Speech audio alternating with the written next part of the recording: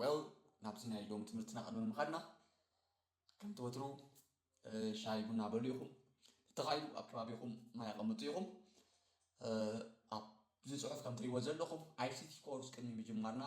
ጀመርቲ ዝኾንኩም ብዛዕባ ፎሬክስ ትሬዲንግ ክትፈልጥዎም ዘለኩም መሰረታውያንን ወሰንቲ ነገራት ፓርት 2 እዚ ስለዚ ናብ ናይ ሎሚ ትምህርትና ንኸይድ ኣብዚ ቪድዮ ንዘራረበሎም ዋና ዋና ነጥብታት እንታይ እዩ ዝብል ኣብዚ ሊስት ፅሒፈልኩም ኣለኹ ኣብ ናይ ሎሚ ቪድዮና ብሮከር ብኸመይ ትመርፅ ክንርኢ ኢና ማለት እዩ ስፔሻሊ ኣብ ዝሓለፈ ትንክፍ ኣቢለልኩም ነይረ ግን يعمق بينا لو ما عندي بزعبا بروكر كم يقرأ المرض كندرينا مالتي اوكي كاد ديمو اكاونت بخمين نخفت يا بروكر بخمين مرض حريقو ديمو اكاونت بخمين نخفت ناخذكم كم جمبرتي كمتن بزخل منقدي اغلى لا بيدك قلت لكم كفتني كاد ميتا تريدر 5 انتاي ايو زبل كندرينا بدو ساخيخا عبدي كم تريد وجه لكم مسناتنا بروكر بخمي نراخبو ونكنرينا مالتي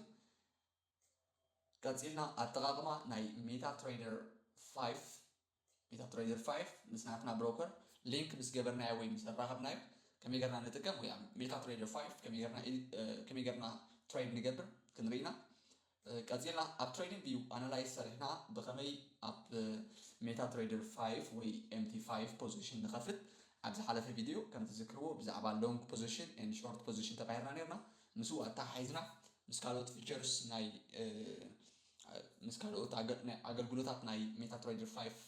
التحيزنا بستغادة متن نعقادكم بزمتن نقرات كلاتهم تنكف نابلنا يمكن حالفنا أبزا تقاعد عليت ستريس زيا أبزين فيديوتات تسجلكم جلخو مالتيو من البات زي كدمي ICT كورس مجمارنا كنريو زلنا نقرات سلازخونه سبيشالي كم هذا عبي مويا هيبه دزنا اخو نقر ايكونن مس اكسبيرينس دزنا اخوي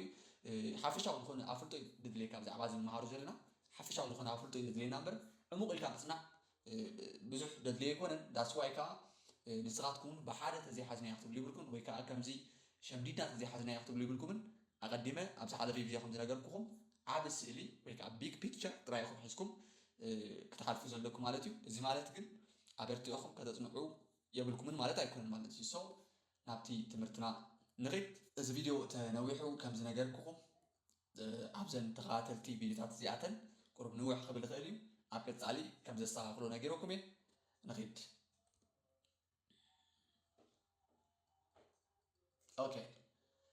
ኦኬ يا بروكر بخمي تمرت زبل أرست متين علينا هجي أبدا حالا في فيديو همزي كم تزارنا له بروكر نتايو أمانجو إنفستراتن أمانجو تي ماركتن زدو مع كلاي ويكا ميدل مان يقولنا نرنا مالتي هجي بخمي نقدر نرداكم خيلي هجي actually تي بروكر أبكندي بروكر سي أبكندي ديفاين نجبرو أبكندي نجلسو نسو زهبنا تقمتاتن نسو كان آخر الناس زخيل سجماتن تفلتنا يو زون أخولي مالتهم نياتو كم تي definition ناتوس نحنا ولا حد يقبلنا نيو تمجلس ناتيو كنا نحنا تقمنا actually تزبنا عقل قلوت مفلاتن اتناتو بقولن ما قولن مفلاتيو نحنا كاب كسارة ترفنا زخيل أتاون قبلنا زخيل so broker نافتيرني ترجمة خلنا دلالة مالتي أجي نعملت أبريل ستيت نمزح دلالة شيء تعجب برخيل نحلكم لي أوكي أنا جزالني جزاك شيء دليل لكم أوكي أجي جزاك شيء تقولنا بتما أصلي أنت خدب برالنا مالتي جزاك خرك بالنا مالتي أجي أنا نتوركس لزي بلاي وي من سبعة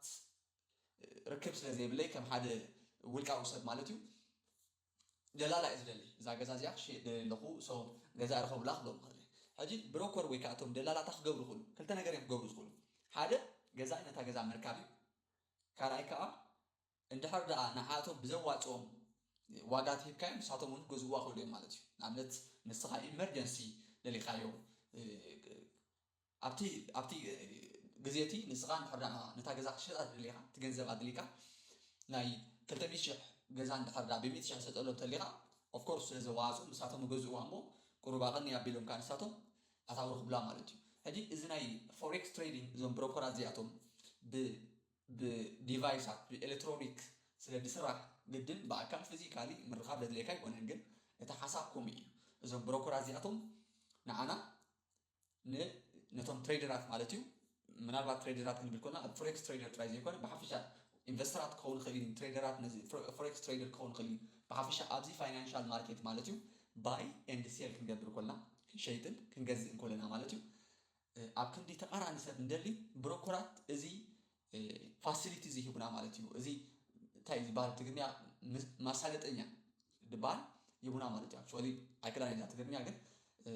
ንሳቶም ኣብ ክንዲ ባየር ኤንድ ሴለር እንደደሊ በዓልና ንሳቶም ሴለር ኤንድ ባየር የራኽቡና ኣብቲ ሓለፈ ቪድዮ ከም ዝገለጽናዮ ከዓ ንሳቶም በቲ ስፕሪድ መልክዕ ድዮም ብኮሚሽን መልክዕ ድዮም ኣታዊ ይረኽቡ ማለት እዩ ብኮሚሽን ኤንድ ስፕሪድ ኣታዊ ይረኽቡ ማለት እዩ እቶም ብሮከራት እዚኣቶም ብተመሳሳሊ ካልእ ቪድዮ ከም ዝገለጽናዮ እውን ብሌቨሬጅ እውን ንሳቶም እዮም ዝብና ኢልና ነርና ምክንያቱ ውሑድ ገንዘብ እቲኻ ንሳቶም ገንዘብ ከለቁሑካ ክእሉ እዮም እዞም ብሮከራት ኢልና ዝሓለፈ ተማሂርና ነርና ማለት እዩ ኣብ ናይ ከም ዝመስለኒ ኣብ ናይ ፎሬክስ ቋንቋ ኢልና ኣብ ዝተምሃርናዮ ቪድዮ ማለት እዩ ከምዚ ዓይነት ኣገልግሎት ክቡና ክእሉ እዮም ናቶም ፅቡቅ ጎኒ ኣለዎም ማእ ጎኒ ኣለዎም ኣስፊሕና ሕጂ ኣይንርና ምናልባት እንዳቐፀልና ክንከይድ ኮልና እንዳዓመቑና ስለንኸይድ ኣብ ሸኦኽ እንተናኽፎ ኢና ማለት እዩ ኣብ ሕጂ ግን ኣብ ናይ ሎሚ ሓንቲ ትምህርትና ኣቀደም ኣቢላ ከም ዝነገርኩኹም ብሮከር ከመይ ጌርካ ትመርፅ ምክንያቱ ዴሞ ኣካውንት ከፊትና ትሬድ ከመይ ጌርና ንላመድ ኢና ንርኢ ማለት እዩ ብሮከር ብኸመይ ኢልካ ትመርፅ ሕጂ ብሮከር ኣዝዩ ኣገዳሲ እዩ ስፔሻሊ ከዓ ኣገዳስነቱ በናይ ኣንግሌዝ ነግረኩም ዘሎ በናይ ቁርናዕ ማለት እዩ ንስኻ ትመርፆ ብሮከር ኣብ ናትካ ዓወት ዓብ ተራ እዩ ዘለዎ ማለት እዩ እንታይ ማለት ብሮከር መሪፅካ ሓደ እቶም ብሮከራት ስካም ክኾኑ ይኽእሉ እዮም ወይ ሰረቕቲ ክኾኑ ይኽእሉ እዮም ገንዘብካ ሒዞምዎ ክጠፍኡ ይኽእሉ እዮም ማለት እዩ ብሮከራት ኢና ኢሎም ገንዘብ ስእተካ ኢሎም ክጠፍኡ ይኽእሉ እዮም ወይ ንኣሹ ካምፓኒ ተኮይኖም ክሳራ ኣጋጥምና ኢሎም ብዙሕ ፀገማት ክፈጥሩልካ ይኽእሉ እዮም ስለዚ ብሮከር ኣብ ምምራፅ ኣዝና ጥንቁቃት ክንከውን ኣለና ብዝተኻእለ መጠን ከዓ ናትና ሪሰርች ሰሪሕና ብሮከር ክንመርፅ ኣለና ናትና ሪሰርች ማለት መፅናዕቲ ጌርና ኢና ክንመርፅ ዘለና ግዜ ሂብና ኣብ ጎግል ኢና ኣብ ዩቲብ ኢና ኣብ ዝተፈላለዩ ኢንተርኔታት ኢና ሰርች ጌርና ድሕሪኡ ኢና ብሮከር ንመርፅ ማለት እዩ ኣነ ሕጂ ኣብዚ ኣዳልየልኩም ዘለኹ ብሮከር ክንመርፀሉ ንኽእል ወይ ከዓ ንሓደ ብሮከር ቅድሚ ምምራፅና ክንመዝነሉ ንኽእል ነጥብታት ኣዳልየልኩም ኣለኹ ማለት እዩ ኣብዚ ቀዳማይ ከም ትሪእዎ ዘለኹም ሕጋውነት ዝለበሱ ድዮም ንኣብነት ሕጂ እንታይ ማለት እዩ ብዙሓት ብሮከራት ማለት እዩ ላይሰንስድ ዝኾኑ እዮም ላይሰንስድ ክብለኩም ከለኹ ግብሪ ዝኸፍሉ ሕጋውያን ዝኾኑ ካምፓኒታት እዮም ማለት እዩ ሕጂ እቲ ንስኻ ትመርፆ ዘለካ ብሮከር ሬጉሌትድ ዝኾነ ብሮከር ድዩ ሕጊ ዝተላበሰ ብሮከር ድዩ ንኣብነት እንድሕር ዳ ኣብ ዩኬ ኣብ ብሪቲሽ ማለት እዩ ዝተመስረተ ብሮከር ትጥቀም ተሊኻ ሕጊ ናይ ኢንግለንድ ማለት እዩ ሕጊ ናይ ኢንግለንድ ዘማልአ ብሮከር ድዩ ንኣብነት ኦክታ ኤፍኤክስ ዝበሃል ዝሓለፈ ናተይ ኣብ ንስኻ ትነብረሉ ዘለካ ኣከባቢ ሰርቪስ ኣቋሪፅና ኣለና ኣገልግሎት ምሃብ ኣቋሪፅና ኣለና ብዝተፈላለየ ፀገማት ስለዚ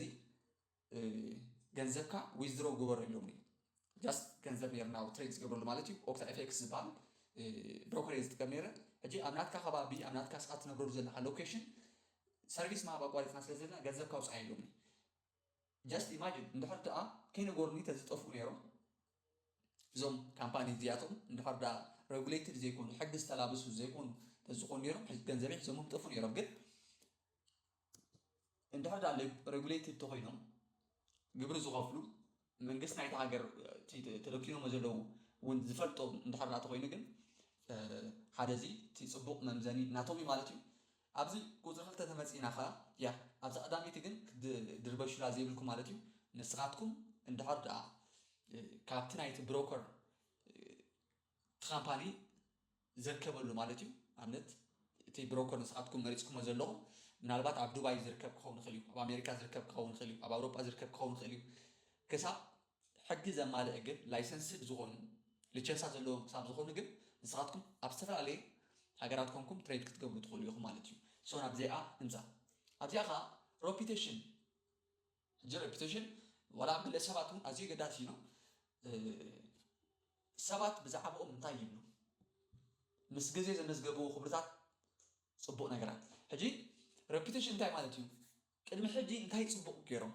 ብዛዕባኦም ሰባት እንታይ ይብሉ ብዛዕባ እቲ ብሮከር ናትኩም ማለት እዩ ሪሰርች ክሰርሕለኩም ኣብ ጉግል ኣትኹም እንዳሕዳ ንኣብነት ኤክስነስ ትጥቀሙ ተኾንኩም ወይ ዝተፈላለዩ ዓይነት ብሮከራት ዘሎ ሓደ ይኮነን ብዙሕ ዓይነት ብሮከር እዩ ዘሎ ኣብ ጉግል ኣትኹም what is the reputation of this broker እዛ ብሮከር እዚኣ ናቶም ፅቡቅ ነገር ሂስትሪ ናቶም እንታይ ኢልኩም ሰርች ምግባር የድልየኩም ማለት እዩ ከም ሳልሳይ ኣብ ዝተመፂና ኣካውንት ፊቸርስ ኣብ ባይታ ዘውረዱ ኣገልግሎት ክንብሎ ንኽእል ኢና ሕጂ እንታይ ማለት እዩ ብሮከራት ንዓና እንታይ ክህቡና ዝኽእሉ ጠቕምታት ኢልና ነርና ሕጂ ንኣብነት ሌቨሬጅ ኢና ገንዘብ ውሑድ እቲና ብዙሕ ገንዘብ ከለቁሑና ክእሉ ኢልና ነርና ሕጂ ንሳቶም ሌቨሬጅ ክሳብ ክንደይም ከለቁሑ ዝኽእሉ ክህቡ ዝኽእሉ ሶሪ ሌቨሬጅ ክሳብ ክንደይም ክህቡ ዝኽእሉ ንኣብነት ገሊኦም 1 2 20 ዝብለው ሓደ ናትካ ገንዘብ ዝእታኻዮ ከም ዕስራ ኮይኑ ክሰርሓልካ ክእል ማለት እዩ ክሳብ 1000 ዝብለው ኣክቹዋሊ ሌቨሬጅ ናትካ እናበዝሐ ከይድ ከሎ ከዓ ንስኻ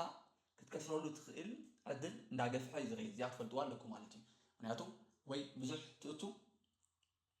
ወይ ቀልጢፍካ ብዙሕ ትእቱ ወይ ቀልጢፍካ ትኸስር ስለ ዝኾነ ማለት ሌቨሬጅ ክበዝሕ ከሎ ኣክቹዋሊ ግን ናይ ሌቨሬጅ ፅቡቅ ጎንን ሕማቅ ጎንን ኣለዎ እዩ ብዛዕባኡ ኣብ ከጉል እዮም ኣብ ዩቲብ ኣትዮም ክትሪኡ ትኽእሉ እዮም በዘይ ኮይኑ ከዓ እዚ ዝበኩም ዘለኹ ትምህርቲ ኣነ ምስ ላይፍ ዝተተሓሓዘ ስለ ዝኾነ ኩሉ ነገር ኣብዚ ምርዳእ ግዜናትና ከባኽነልና ክእል ወይ ከነባሓና ክእል ምስ ላይፍ እንዳተተሓሓዝና ግን ደሓን ዝኾነ ውፅኢታት ክንፈጥር ኢና ማለት እዩ ሶ ካልእ ኮሚሽን ናይቲ ብሮከር ከመይ እዩ ስፕሪድ ናይቲ ብሮከር ከመይ እዩ ምፅናዕ ኣገዳሲ እዩ ንምንታይ እዩ ኮሚሽን ኤንድ ስፕሪድስ ናይቲ ብሮከር ምፅናዕ ንድለየና ተልኩምኒ ኦፍኮርስ ሌቨሬጅ ክቡካ ከለዉ እዞም ብሮከር እዚኣቶም ወይ ከዓ ባየር ኤንድ ሴለር ከራኽቡካ ከለዉ ሻያጥን ገዛን ከራኽቡካ ከለዉ ንሳቶም ከዓ እንታይ ብምንታይ መልክዕ እዮም ገንዘብ ዝሰርሑ ብኮሚሽን ኤንድ ስፕሪድ እዮም ዝሰርሑ ኣብ መንጎ ኣስክ ፕራይስ ኤንድ ቢድ ፕራይስ ዘሎ ፖይንት ወይ ከዓ ፒፕ እዮም ብሮከር ከም ስፕሪድ ዝቆፅርዋ ማለት እዩ ወይ ከዓ ንሳቶም ዝጥቀሙላ ገንዘብ ንሳያ ማለት እዩ ሕጂ ገሊኦም እንታይ ይገብሩ ስፕሪድ ዜሮ እዩ ጀስት ዳይሬክት ንሕና ምስ ማርኬት ኢና ነራኸበኩም ዘለና ምስትናትኩም ባየር ወይ ምስትናትኩም ሴለር ኢና ነራኸበኩም ዘለና ይብሉ ሞ ድሓርካ እንታይ ይብሉኻ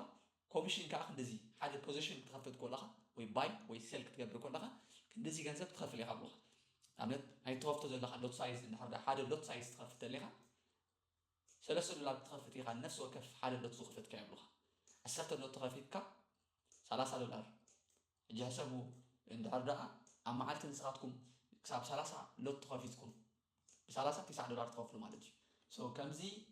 ገይሮም ብዝተፈላለየ መልክዕ ንሳቶም ገንዘብ ክሰርሕሉ ዝኽእሉ ባይታ ስለ ዝናድዩ ንስኻትኩም ኣብዚ ነገር እዚ ክትገርሑ ኣለኩም ኮሚሽን ናቶም ልዑል ወይ ስፕሪድ ናቶም ይልዑል ምስ ካልኦት ብሮከራት ኣመዛዚንኩም ክትመርፁ ትኽእሉ ኢኹም ካልእ ኣብዚ እውን ኣለና እዩ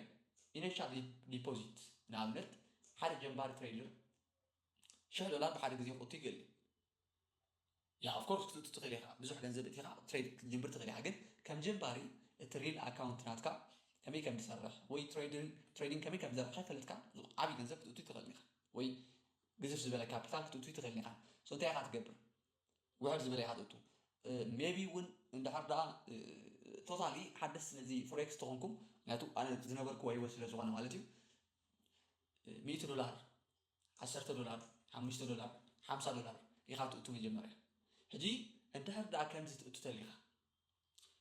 እዞም ብሮከር ናትካ ከዓ መሪፅካዮም እዞም ኣብ ላዕሊ ዝጠቐስናዮም ነገራት ኣማሊኦም እዮም ግን እንድሕር ደኣ እንዳወረድካትኩም ምስ መፅእኻ ልዕሊ 500 ጥራይ ኢና ንቕበል ገንዘብ ወይ ልዕሊ $1,000 ጥራይ ኢና ንቕበል ተኢሎም ኻ እዚ እውን ሓደ መስፈርቲ እዩ ስለዚ ክትፈልጦ ኣለካ ንስኻ ብናትካ ዓቕሚ ክትኸይድ ስለ ዘለካ ማለት እዩ ሶ ናትና ዓቕምን ንሳቶም ዝቕበልዎ ኢኒሻል ዲፖዚትን ምፍላጥ ኣገዳሲ እዩ ማለት እዩ ንቐፅል ኢዚ ኦፍ ዲፖዚትስ ኤንድ ዊዝድሮዋልስ ሕጂ ኣብዚኣ ኻ ያ እዚኣ እውን ኣገዳሲት ነትብያ ምክንያቱ ገንዘብ ክትእቱ ከለኻ ናብቲ ናትካ ብሮከር ትሬድ ንክትገብር ማለት እዩ ትሬድ ንክትገብር ገንዘብ ትእቱ ኣክቹዋሊ እቲ ትሬድ ትገብረሉ ገንዘብ ናብ ብሮከር ናትካ ኢኻ ትእቱ ናብ ብሮከር ናትካ ትእትሞ ብሮከር ናትካ ከዓ ትሬድ ንክትገብር ይፈቅደልካ ማለት እዩ ኣብቲ ናይ ፋይናንሻል ማርኬት ኣብቲ ናይ ኢኮኖሚ ዕዳጋ ማለት እዩ ወይ ኣብ ናይ ፎሬክስ ማርኬት እውን ክንብሎ ንኽእል ኢና ንቁልሎት ትግርኛ ማለት እዩ ሕጂ ገንዘብ ክትእቱን ከተውፅእን ካብቲ ናትካ ብሮከር ገንዘብ ክትእቱን ከተውፅእን እንድሕር ደኣ ቀሊል ባይታ ዘይፈጢሮም ኢልካ እዚ እውን ሓደ መለክዕ እዩ ኣብ ግምት እትይኹም ሪሰርች ክትገብሩለኩም ማለት እዩ ከም ራብዓይ ኣብዚ ኣለና ካረንሲ ፔርስ ኦፈርድ ሶሪ ሕጂ ንሕና ኣብ ፎሬክስ ትሬዲንግ ኣተኪርና ኢና ንዛረብ ዘለና ኣክቹዋሊ ግን ሓደ ሰብ ነዚ ንመሃሮ ዘለና ትምህርቲ ኣብ ካልእ ኣፕላይ ክገብሮ ክእል ኢልና ኢና ኣብ ጎልድ ድዩ ኣብ ክሪፕቶ ካረንሲ ኣብ ስቶክ ኣብ ዝኾነ ኣፕላይ ክገብሮ ክእል እዩ ክሰርሓሉ ክእል እዩ ማለት እዩ ሕጂ ንስኻ ትሬድ ክትገብሮ ደሊኻ ዘለኻ ፔር ወይ ፅምዲ ማለት እዩ ኣብቲ ናትካ ብሮከርሲ ኣሎ ድዩ ይህብ ድዩ ኸ ዝብል ምፅናዕ የድልየካ ማለት እዩ ንኣብነት ንሕና ከም ኤግዛምፕል ንጥቀመሉ ዘለና ኢሮ ምስ ዩኤስዲ ወይ ዩኤስ ዶላር እዩ ሕጂ ኣነ እንድሕር ደኣ ዩሮ ዩኤስዲ ትሬድ ክገብር ተኮይነ ኣነ መሪፅዮ ዘለኹ ብሮከር ነዚ ፔር እዚ ፕሮቫይድ ይገብረለይ ድዩ ይህበኒ ድዩ ወይ ይቕረበለይ ድዩ ዝብል ምፅናዕ የድልየካ ካልእ ብሮከር ክትመርፁ ከለኹም ኣብ ግምት ክትእትውዎ ዘለኩም ከስተመር ሰርቪስ እዩ ከስተመር ሰርቪስ ሕጂ ኣክቹዋሊ ኩላኻትኩም ከም ትፈልጥዎ ማለት እዩ ነቲ ካምፓኒ ዳይሬክት ክትረኽብሉ ትኽእሉ ረኺብኩም ከምዚ ፀገም ኣጋጢሙኒ ኣሎ እሞ እንታይ ክትሕግዙን ትኽእሉ ከምዚ ኮይኑ ኣለኹ ከምዚ ግበሩለይ ወይ ከምዚ ጎዲልኒ ኣሎ እንታይ እዩ ፀገሙ ኢልኩም ተሓትዎም ትኽእሉ ከስተመር ሰርቪስ ኣገዳሲ እዩ ቀድማ ኣቢላ ከም ዝነበርኩም ኣነ ኣብ ኦክታ ኤፌክስ ዝበሃል ብሮከር ዝሓለፈ ምስ ተዓፀወኒ ፅቡቅ ከስተመር ሰርቪስ ከም ዘለዎ ንፈልጥ ነይረ ፅሒፍ ኣሎ ኢሜይል ናትካ ስለደልና ናይ ኢትዮሪየም ኣካውንት ናትካ ከዓ ስለደልና ባላንስ ናትካ ሪፈንድ ክንገብረካ ኢና ገንዘብካ መልሰልካ ኢና ኢሎም ማለት እዩ ሰዲድ ኣሎ ሕጂ ሕሰብዎ ኢኹም እንድሕር ዳ ወርሒ ኣነ ሰሙን እየ ጠጠው ኢለ ካብ ትሬዲንግ ማለት እዩ እንድሕር ዳ ወርሒ 2 ወርሒ ደፀቢዩካ ተኮይኖም ንሓደ እንዳሓተትካዮም ሕቶ 2 ወርሒ ኣብ ፎሬክስ ትሬዲንግ ማለት ንምንታይ ገንዘብ ክሰርሓሉ ከም ትኽእል ኣብ ግምት እትዎ ኢኹም ማለት ሶ ኣብዚ እውን ክትርስዖ ዘይብልኩም ነጥቢ ማለት እዩ ኣብዚ ምሳ ትሬዲንግ ፕላትፎርምስ ኣብ ኣፕ ወይ ሶፍትዌር ዝቐረብዎ መሳለጢታት ምስ ናትና ቴክኒካል ፋንዳሜንታል ኣናላይዝ ምንፃር እንታይ ማለት እዩ ንኣብነት ሓደ ብሮከር መሪፅና ኣለና እዚ ብሮከር እዚ ንሕና ንመሃሮ ዘለና ስትራቴጂ ድዩ ወይ ንሕና ኣናላይዝ ንገብረሉ ነቲ ማርኬት ነፅንዓሉ መሳርሕታት ቀሪብሉ ድዩ ዝሓለፈ ናይ ትሬዲንግ ቪው ከም ዝረኣናዮ ማለት እዩ ሓቂ ንምዝራብ መብዛሕትኦም ብሮከራት ከምዚ ከም ናይ ትሬዲንግ ቪው እንታይ ይበሃል መሳርሕታት ኣይቀርቡን እዮም ሶ እንታይ ኢኻ ትገብር ገንዘብካ ኣብ ብሮከር ትእትዎ እሞ ኣብ ትሬዲንግ ቪው ኣናላይዝ ትሰርሕ ወይ ከዓ እቲ ናትካ ስትራቴጂ ኣፕላይ ትገብሮ ተፅንዖ ነቲ ማርኬት ኣብ MT5 ወይ ከዓ ኣብ ሜታ ትሬደር 5 ከይካ ከዓ ትሬድ ትገብር ተኣቱ ትወፅእ ማለት ሶ እታ ብሮከር ናትካ ገንዘብ ምእተውን ገንዘብ መውፅእ ኢኻ ብዙሕ ግዜ ትጥቀመሉ ማለት እዩ ግን እዚ እውን ኣብ ግምት ክኣቱ ዘለዎ እዩ ምስቲ ናትኩም ገለገለ ብሮከራት ፅቡቃት ኣለው እዮም ንኣብነት ናይ ዜና ኖቲፊኬሽን ዝቡኻ ፅባሕ ከምዚ ዓይነት ዜና ስለ ዘሎ ተጠንቀቂካ ዝቡኻ ኣለዉ ኣለርት ዝገብሩካ ኣለዉ ማለት እዩ መጀመርያ ዘጥንቅቑኻ ማለት እዩ ሶ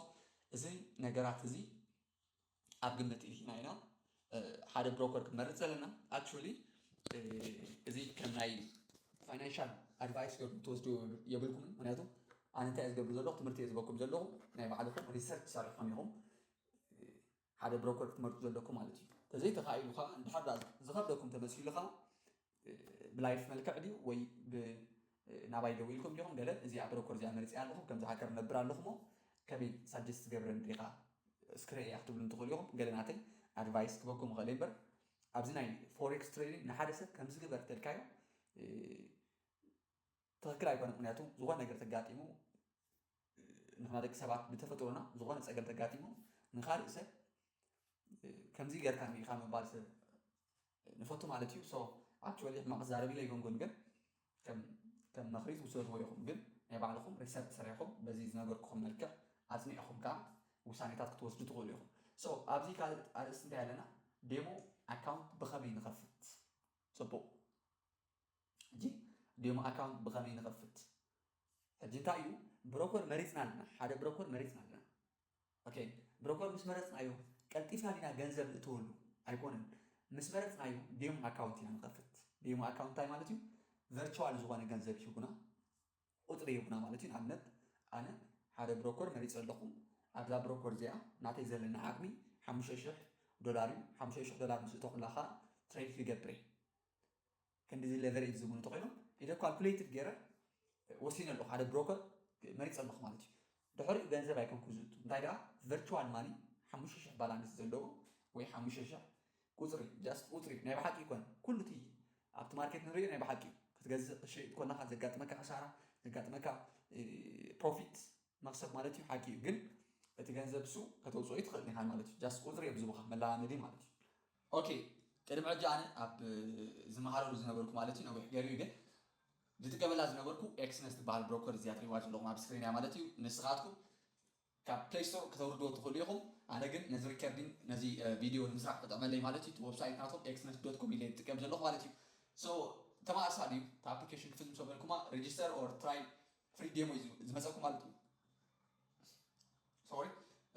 ዝብል እዩ እዚአን ክልተ ኦፕሽን እዚኣተን ዝመፃኹም ማለት እዩ ወይ ዛ ሬጅስተር ትብል ዘላ ትመፃኩም ወይ ከዓ ክልቲአን እዚአን ክመፃኹም ይኽእላ ሓደ ሓደ ግዜ ከዓ ሬጅስተር ኤንድ ሎጊን ዝብል ክመፃኩም ይኽእል እዩ ስለዚ ከም ሓደስቲ ንስኻትኩም ሬጅስተር ኢኹም ትገብሩ ዘለኩም ሶ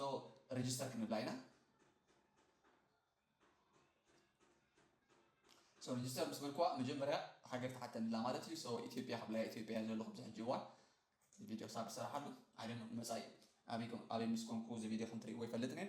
ሶ ዮር ኢሜይል ኣድረስ ይብለኒ ኣሎ ስለዚ ኦኬ ኢሜይል ናተይ ክትወላይ ጎል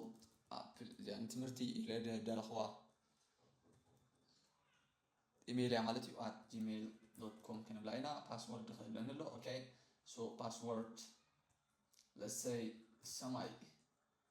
at 962 ኢልና ኣለና ኦኬ ያው ኮፒ ክንገብራ እዚኣ ትሪእዋ ዘለኹም እዛ ፓስወርድ እዚኣ ዝዋ ኢኹም ጠመና ያድሓ ወይ ኣብ ናትኩም ኖት ክትምዝግብዎ ኣለኩም ወይ ስክሪንሻት ክትገብርዎ ኣለኩም ኢሜይል ተጠቀምኩሉን ፓስወርድ ተጠቀምኩሉን እዚ ናይ ፋይናንሻል ማርኬት ፀወታ ኣይኮነን ወይ ከዓ ከምዚ ናይ ኢሜይል ናይ ጉግል ኣይኮነን ተረሲዕኩም ረሲዕኩም ኢኹም ሪል ገንዘብ ናይ ባዕድ ገንዘብ ትወስዱ ዘለኹም ማለት እዩ ሶ ትጥቀምሉ ፓስወርድ ንምዝጋብ ሓደ ካብቲ ናይ ለባማት ማለት እዩ ሶ ንሪድ ኮንቲኑ ንብላ ኢና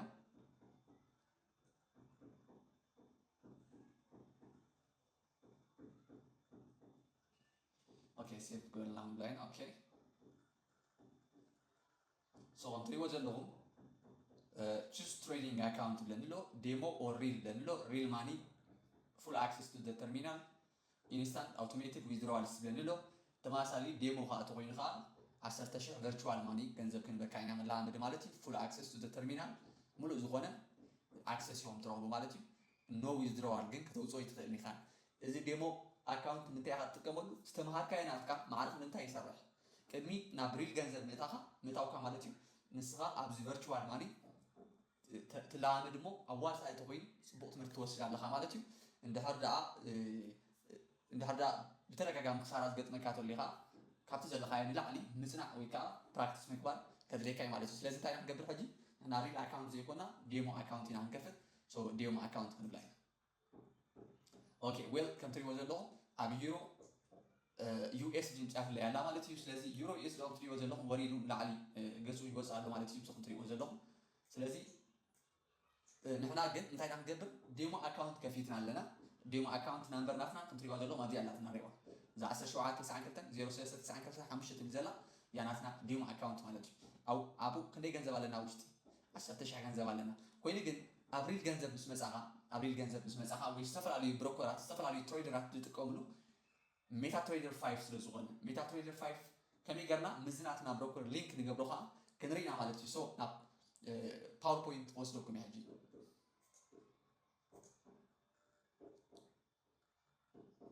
ኦኬ ኣብዚኣ ኣርስቲ እዚኣ ካ እንታይ ክንርኢ ኣጠቓቕማ ናይ ሜታ ትሬደር 5 ምስ ናትና ብሮከር ብኸመይ ንራኸቡ ኦኬ MT5 እንታይ እዩ መጀመርያ ክንሪኢና ብኸመይ ነውርዶ እቲ ኣፕ ሶፍትዌር ክንሪኢና how to link your broker and MT5 ለና ዶ ማርኬት ካቴጎራይዝ ናይ ዝንድዳት ምድብ ማለት እዩ ታይም ፍሬምስ drawing tools stop loss and take profit ገለገለ ፊቸራት ናይ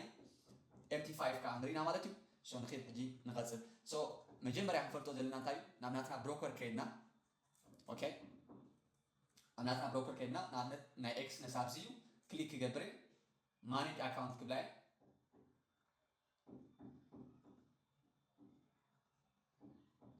أوكي مانج أكاونت مسملكو خم تري هو زلهم أبزي أنتي اللي عندهم مالتي زي أتعناتك ديوم أكاونت بلن له سو تاع جبري تريد جبري دي تريد بزلا خاتي مالتي سو تريد مسملكو كم تري هو زلهم أب إكس نس ترميلال أبنا إكس نس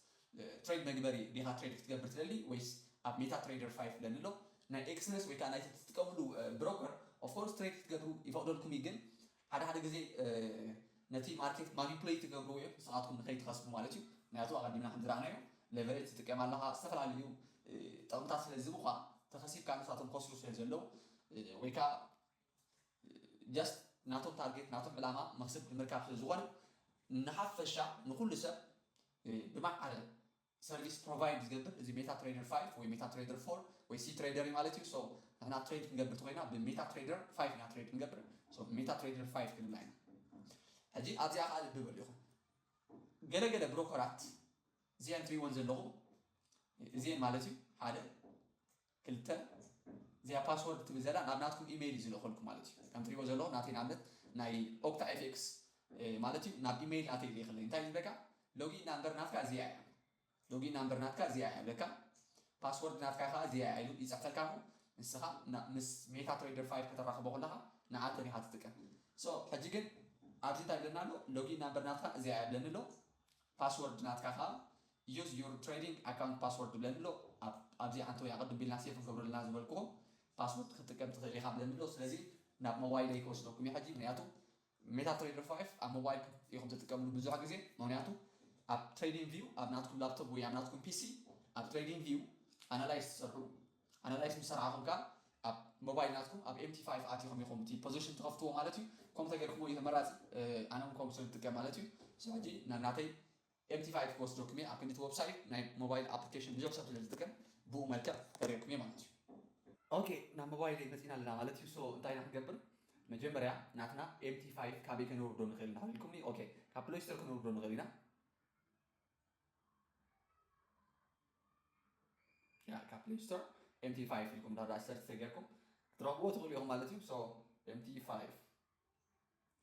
استفر عليش كاميرا سلزلو MT5 يوم سكان تقولوا مالتي كم تريواز لهم زيا ميتا تريدر 5 مقانا حادة بتوسع خا تناتهم زلهم كم تريواز لهم كبابي 10 مليون زخون يوزر ناي ابلكيشن يوزر على مالتي زي تشيك جالكم داونلود بورو دهاليو دايركتلي ناب ميتا تريدر 5 كيدنا مالتي سو كم تريواز لهم ابلكيشناتهم كتابهم خليهم سيرش تجربوا مالتي اوكي كم زي مسئلة ميتا تريدر 5 أنا نابزي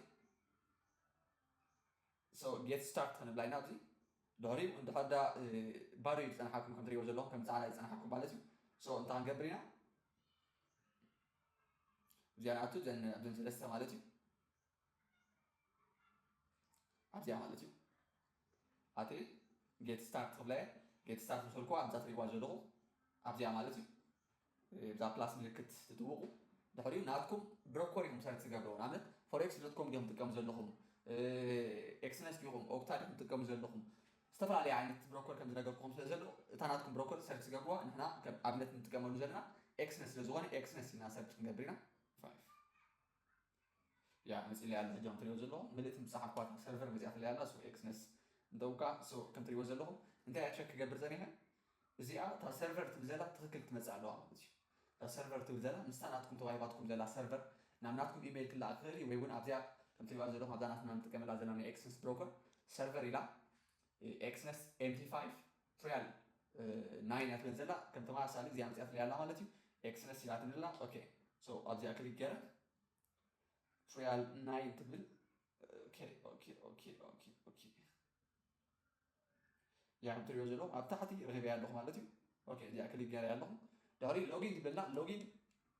بغلطة من قيد نحن نسنخ الحالة كاب إيميل ناتنا كوبير نحن نسوي نخلينا زي كوين خا إكسنس تقوم تلهم كا نتري وزل لهم لوجين نمبر يبني له سلازي لوجين نمبر ناتنا عسى شو عته 9 كلتن أوكي 0 9 كلتن هرموش زي مالتي باسورد بلن له باسورد تعتقدنا على مالتي سماي أوكي سماي عشان شو عته 100 كلتن ينالنا ስለዚህ ሎጊን ክንብላ ኢና ያም ትሪዎ ዘሎ ኮኔክቲንግ ብለን ኣሎ ኦኬ ያ ሕጂ ያ መፂለ ያለው ማለት እዩ ከም ትሪዎ ዘለኹም ናብ MetaTrader 5 መፂና ኣለና ማለት እዩ ሕጂ ኣብ MetaTrader 5 ኣብ MetaTrader 5 ማለት እዩ ቀዳመይቲ ኣብዞም ትሪዎ ዘለኹም ኮትስ ዝብል ኣሎ ማለት እዩ እቶም ትሬድ ንገብረሎም ወይ ትሬድ ንገብሮም ደሊ ፅምድታት ክንረኽቦም ንኽእል ኣብዛ ኮትስ ዘለና ንረኽቦም ስለዚ ንኺድ ኣባንቶ ከም ትሪእዎ ዘለኹም ዝተፈላለየ ቢትኮይን ዝሓዘለ ኣብዚ ዘሎ ማለት እዩ ሶ እንታይ ክንገብር ኢና ንሕና ግን ፎሬክስ ኢና ትሬድ ክገብር ዘለና ዘለና ሶ ኣብዛ ትሪእዋ ዘለኹም ኣብዛ ፕላስ ዝብላ ምልክት ንኣቱ ፕላስ ክንብላ ኢና ፕላስ ዝበልናያ እንታይ ኢኻ ደሊኻ ብለን ኣሎ ፎሬክስ ክሪፕቶ ዲኻ ኢነርጂስ ዲኻ ፎሬክስ ግሩፕስ ዲኻ ኢንዲስስ ዲኻ ወይ ስቶክ ኢኻ ትሬድ ክትገብር ዘሊኻ ዘለኻ ብለን ኣሎ ሶ ፎሬክስ ክንብላ ኢና ኦኬ ፎሬክስ ምስ በልክዋ ከም ትሪእዋ ዘለኹም ብዙሕ ዓይነት እዩ ዘሎ ሶ እንታይ ኢና ክንገብር ዘለና ጃስት ሰርች ክንገብር ንኽእል ኢና ምስ ንኣብነት ዩሮ ዩኤስዲ ኢልና ሰርች ተገርና ክትሪእዎ ዘለኹም ክንረኽቦ ንኽእል ኢና ማለት እዩ ሶ ክሊክ ክንገብሮ ኢና እንታሓት ወርደና እዩ ኦኬ ዩኤስዲ ጂፒፒ ኖ ጂቢፒ ዩኤስዲ ሶሪ እውን ረኺበ ኣለኹ ስለዚ ካብዚ ንውፃእ ሕጂ ኦፍኮርስ እንድሕር ዳ ጎልድ ተደልየ ጎልድ እውን ከም ትሪእዎ ዘለኹም መፂለ ኣሎ ሰርች ምግባር ናቱ ሲምቦል ናቱ ምልክት ማለት ሰርች ተገርና መፀና ክእል ከም ትሪእዎ ዘለኹም ሕጂ ኣብዚ መፂልና ኣሎ ዩሮ ዩኤስዲ ኣለና ጂፒፒ ዩኤስዲ እውን ኣለና ጎልድ እውን ኣለና ሶ ሕጂ ንሕና እንታይ ኢና ትሬድ ክንገብር ዩሮ ዩኤስዲ ክንወስድ ኢና ዩሮ ምስ ዶላር ኢና ትሬድ ክንገብር ማለት እዩ ሶ ክሊክ ንግበራ ክሊክ ምስ ገበርናዮ እንታይ ብለን ዶ ኦርደር ዲኻ ትገብር ደሊኻ ቻርት ዲኻ ደሊኻ ፕሮፐርቲስ ማርኬት ስታቲስ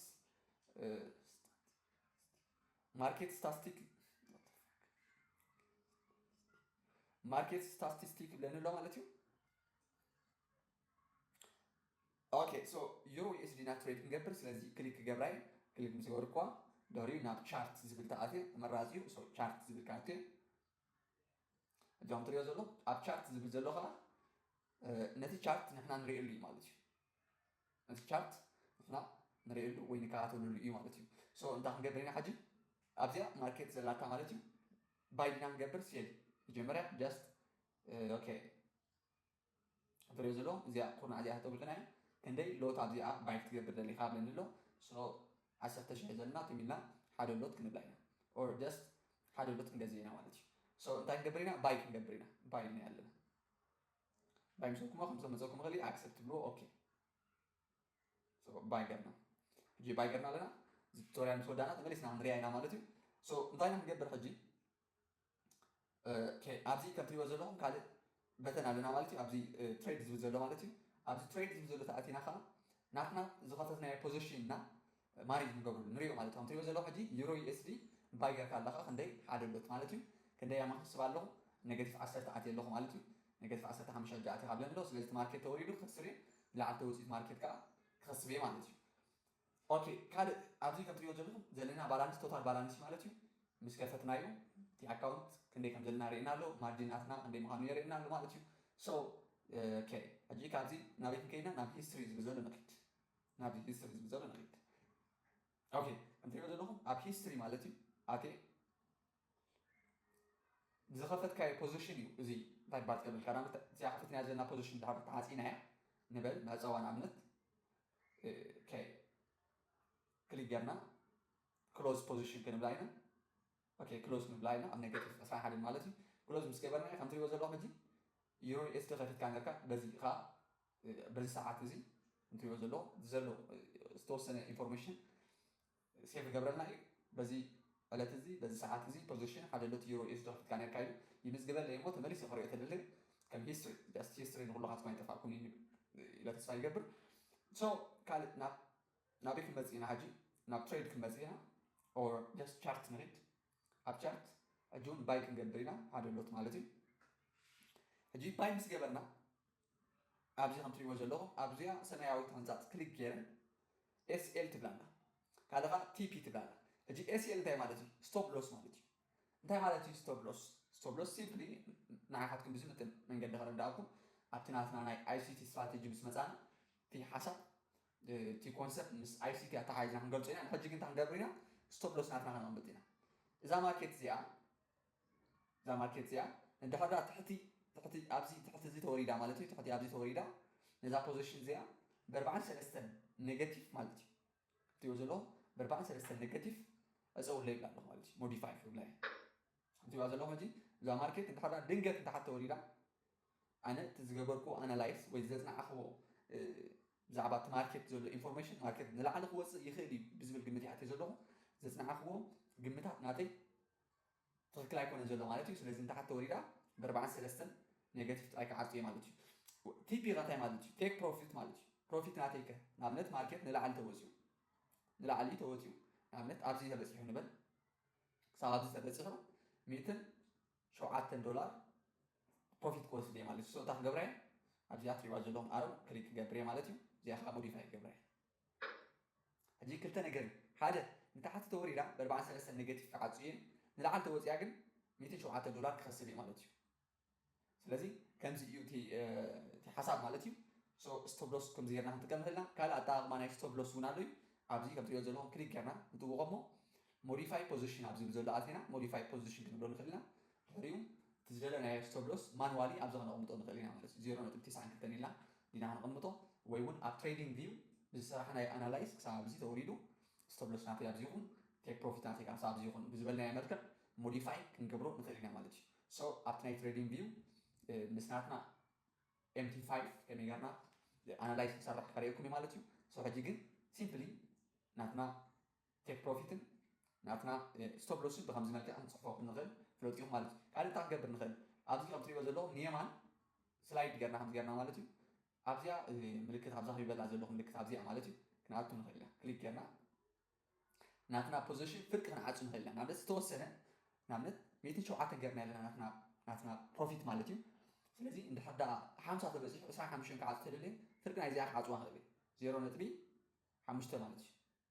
እዩ 0.5 ናተይ ኣፀው እዮም ንብላ ንክእልና 0.5 ተዓፂና ኢኻ ኣትሊስት ፍርቅ ናትና ፕሮፊት ንወስድ ኣለና ማለት እዩ ኦኬ ካልእ ንምሳእ ተመሳሳሊ ስላይድ ጌርና ከምዚ ጌርና ኣብዛ ፔሮ ትመስል ዘላ ምልክት ኣቲና ከዓ እቲ ናትና ስቶፕ ሎስን ናትና ቲፒን ኢና ክነስተኻኽሎ ንኽእል ስቶፕ ሎስ ነጊረኩም እየ ቲፒ እውን ከምዝነበርኩኹም እዩ ጠቕሙ ማለት እዩ ኦኬ ካልእ ኣብዚ ፕላስ ዝብል ኣሎ ፕላስ ዝብል ተኣቲና ሜቢ ክንገዝእ ተኮይና እዩ ማለት እዩ ሓድሽ ፖዚሽን ክንከፍት ተኮይና እዩ ሓድሽ ፖዚሽን ክንከፍት ተኮይና ኣብነት ክልተ ሎት ተወሳኺ ክንከፍት ኢና ቱ ሎት ክንብላ ኢና ኦኬ ኣክቲቪቲ ለና ስለዚ ነጥብ ክንገብረሉ ኢና ክልተ ሎት ክንከፍት ኢና ስቶፕ ሎስ ናትካ ከበይ ክትገብር ትደሊ ስቶፕ ሎስ ናተይ ክፅሕፈሉ ኣለኒ ማለት እዩ ቲፒ ናትካ ከበይ ክትገብሮ ትደሊ ናተይ ቲፒ እውን ይፅሕፈሉ ማለት እዩ ሕጂ ግን ምስ ናይ ትሬዲንግ ቪው ምጣን ከርየኩም ማለት እዩ ሶ እዚ ንሕለፉ يا كان أزون على نايو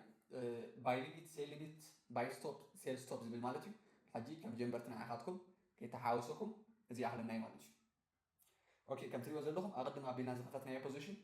$3 بوزيتيف أتينا لنا مالتي اللي على توسع على الماركت بزاف حسابنا يا أمريكا اللي على توسع على مالتي أوكي بتوسع حجي تان جبرينا ناتنا MT5 جلا سيتين نرينا مالتي عملت أبزي كم تريو زلهم أبزي معاكل مالتي كليك تجرا إزيوم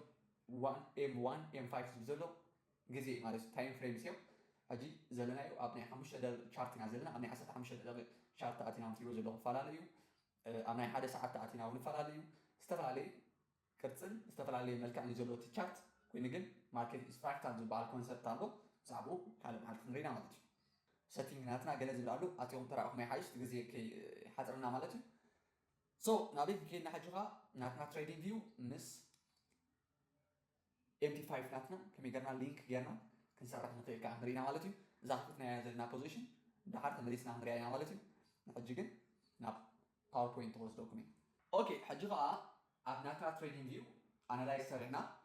بغمي أب MT5 position خفتنا أمرينا مالتي so دام قبرنا مجمرة ناب trading view post دوكمي حاجة أوكي ناب trading view مساعدنا كم تريبو زلهم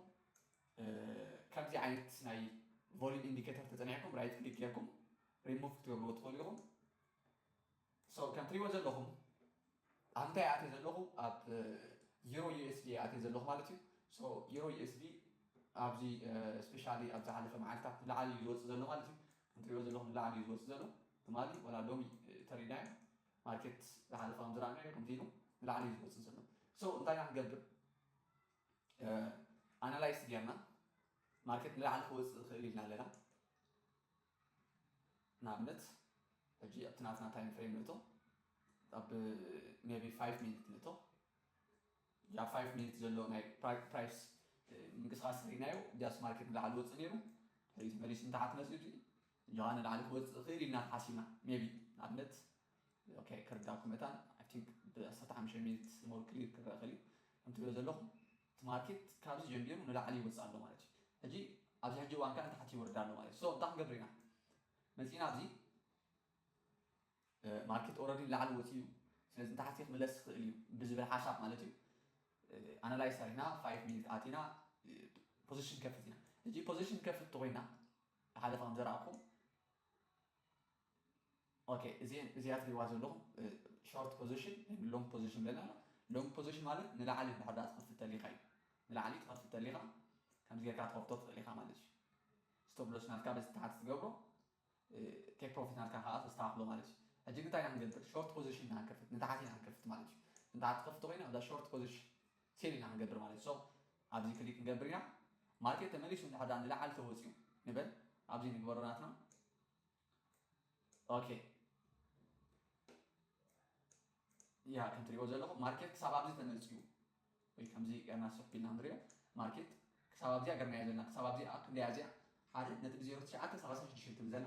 ተመፂኡ ስቶፕ ሎስ ናትና ይህረን ክንብል ኢና ማለት እዩ ንታሕቲ ከዓ ክሳብ ኣበይ ክወርድ ክንፅበ ኢና ማለት እዩ ክሳብ ኣብዚ ክወርድ ክንፅበ ኢና ማለት እዩ ስለዚ እዚኣ እንታይ ትበሃል 1 2 ትብላ ኣላ ማለት እዩ እንታይ ማለት እዩ ብካልእ ኣዘራርባ ንሕና $1 ሪስክ ክንገብር ኣለና ማለት እዩ $1 ሪስክ ክንገብር ኢና $1 ሪስክ ክንገብር ኢና እንድሕር ደኣ እዚ ማርኬት ሾርት ኢና ንኣትኖ ሾርት ተኣቲና ከዓ ዝሓለፈ ከም ዝረኣናዮ ማለት እዩ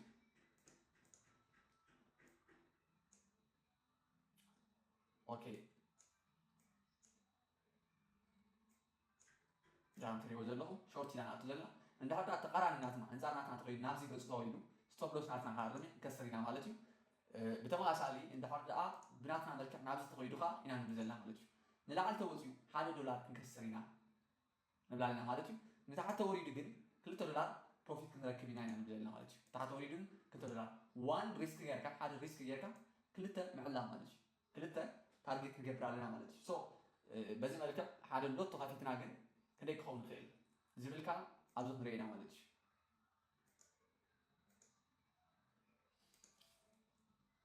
ኦኬ ኣብዚ ከም ትሪእዎ ዘለኹም ሕጂ ክንደይ ፒፕ ኢና ንላዕሊ ሪስክ ጌርና ዘለና 7.2 ፒፕ ማለት እዩ ንታሕቲ ከዓ ከም ትሪእዎ ዘለኹም ኣብዚ ታሕቲ ውርዲ ኢልኩም ትሪእዎ ትኽእሉ ኢኹም 15 ፒፕ ማለት እዩ ታርጌት ጌርና ኣለና ማለት እዩ ከም ትሪእዎ ዘለኹም ኣብዚ ማለት እዩ 15 ፒፕ ኢና ታርጌት ጌርና ዘለና ማለት እዩ ዋላ ሕጂ 1 ሎት ተኸፊትና 7 ኢና ኣብዚ ሪስክ ጌርና 7 ፒፕ ንላዕሊ ክወፅእ ንታሕቲ ከዓ 15 ፒፕ ክወፅእ ሓደ ሎት ተኸፊትና ንሓደ ፒፕ ማለት እዩ 10 ተኮይኑ ብ7 ተባዚሕናዮ ክንደይ ክመፅእ ማለት እዩ $7 ሪስክ ክንገብር ኣለና ማለት እዩ ንታሕቲ ተወሪዱ 15 ፒፕ እዩ 15 ክባዛሕ ብ10 ፐር ፒፕ ተገርናዮ ከዓ $150 ኢና ክንረክብ ማለት እዩ ስለዚ 7 ሪስክ ጌርና $150 ክንረክብ ኢና ማለት እዩ ሶ ሕጂ ኣብዚ ኣናላይዝ ሰሪሕና ኣለና ንታሕቲ ወርደና ክእል ኢና ኣለና ሶ ናብቱ ኢና ማለት እዩ ምስ ኣተና ስቶፕ ሎስ ናትና ኣትርስዑ ዘይብልኩም ማለት እዩ ስቶፕ ሎስ ናትና እዚኣ ትገብሮ እዚኣ ትሪእዋ ዘለኹም ቀያሕ ኮይና ዘላ ሳያ ስቶፕ ሎስ ናትና ቴክ ፕሮፊት ናትና ከ እዛ ታሕቲ ትሪእዋ ዘለኹም እያ ማለት እዩ ሶ ሕሬት ሕጂ ናብ ሞባይል ክወስደኩም እየ ኦኬ ሕጂ ናብ MT5 ናትና ንከይድ ኢና ማለት እዩ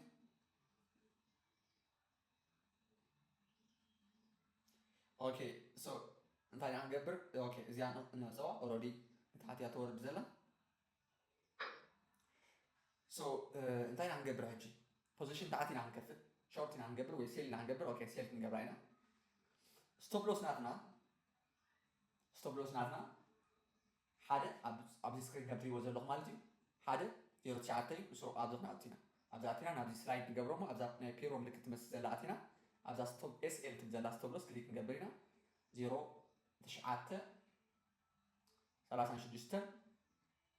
ሰለስተ ክንብላ ኢና ቲፒ ናትና ከዓ ኣብ ታሕቲ ከም ትሪእዎ ዘለኹም ማለት እዩ 1.09 سو جبرنا مالتي كي صيفنا لناش سو موديفاي جبرنا موديفاي جبرنا እጂ ከም ትሪእዎ ዘለኹም ናትና ንላዕሊ ተወፂኡ 85 ብላና ስፕሪድ ወሲካ ስለ ዝኾነ ማለት እዩ ብተመሳሳሊ ኸ ማርኬት ንታሕቲ ቁርብ ውርድ ምስ በለ ኣቲና ማለት እዩ ንታሕቲ ወሪዱ ኸ $43 እንታይ ባንክ ትገብር ኢኻ ክትኸስብ ኢኻ ብለኒ ኣሎ ማለት እዩ ጃስት ማርኬት ከም ትሪእዎ ዘለኹም ሳብ ሕጂ ኔጋቲቭ 8 እዩ ዘሎ ከምዚ ጌርና ትሬድ ክንገብር ንኽእልና ኣብ ትሬዲንግ ቪው ኣናላይዝ ንሰርሕ እሞ ኣብዚ MT5 መፂና ኸ ፖዚሽን ክንከፍት ንኽእል ኢና ኣብዚ ቪድዮ ዘዳለኽዎ ትምህርቲ እዚ ይመስል ነይሩ ተስፋ ኣለኒ ኸኣ ንእሽቶ ይትኹን ዓብዪ ማለት እዩ ዝኾነ ነገር ካብዚ ቪድዮ ተማሂርኩም ክትኮኑ ኣብ ቀፃሊ ክሳብ ንራኸብ ሰሰናይ